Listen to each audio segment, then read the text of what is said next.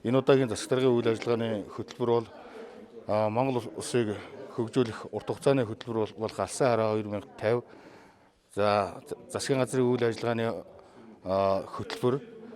За мөн Монгол улсыг 2021 оноос 2025 онд хөгжүүлэх 5 жилийн үндсэн хөгжлийн чиглэл гэсэн бодлогын баримт бичгүүдтэй нэгдүгээр уялдсан байгаа.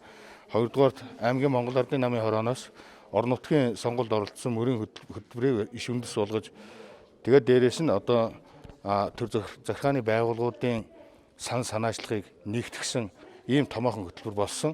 Энэхүү засаг даргын үйл ажиллагааны хөтөлбөрийг боловсруулахдаа нийт ард иргэд, албан байгууллага, төр хувийн хвшил, олон улсын төсөл хөтөлбөрийн байгууллагууд болон хамтран ажилладаг олон улсын элчин сайдын яамдууд зэрэг байгууллагуудаас санал авч нийтдээ 1100 гаруй саналыг нэгтгэнд өгнөж 6,263 заалт бүхий ийм хөтөлбөрийг бас боловсруулж танилцуулж өнөөдөр амжилттай одоо батлалаа. Өнөөдрийн энэ хөтөлбөрийг батлахад мэдээж одоо аймгийн иргэд уралд сонгогдсон олон төлөөлөгчдийн маань бас санал дүгнэлтүүд одоо редакцийн асуудлууд орж нэлээд одоо бас ирэх 4 жилд Ховд аймгийн хөгжил дэвшлиг тодорхойлсон томоохон бодлогын баримт бичиг батлагдлаа гэж ингэж үзэж байна.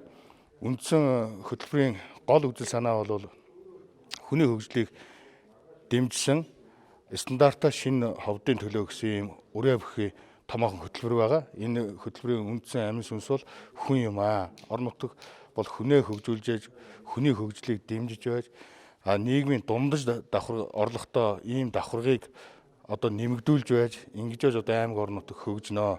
Түүнчлэн бүс нутгийн хэмжээний одоо ажлын байр шинээр бий болгох, аймаг орон нутгийн эдийн засгийг тэлэх, олон тулгууртай болох энэ бүс нутгийн хэмжээний олон одоо томоохон төслүүдийг шахмал түлшний үйлдвэр, Эрдэнэрний усан цахилгаан станц, цементийн үйлдвэр, нефтийн үйлдвэр, баруун үсгийн үйлдвэр технологийн парк гэх мэт одоо олон томоохон эдийн засгийн ач холбогдолтой төслүүд энэ засаг даргын үйл ажиллагааны хөтөлбөрт орсноор онцлог.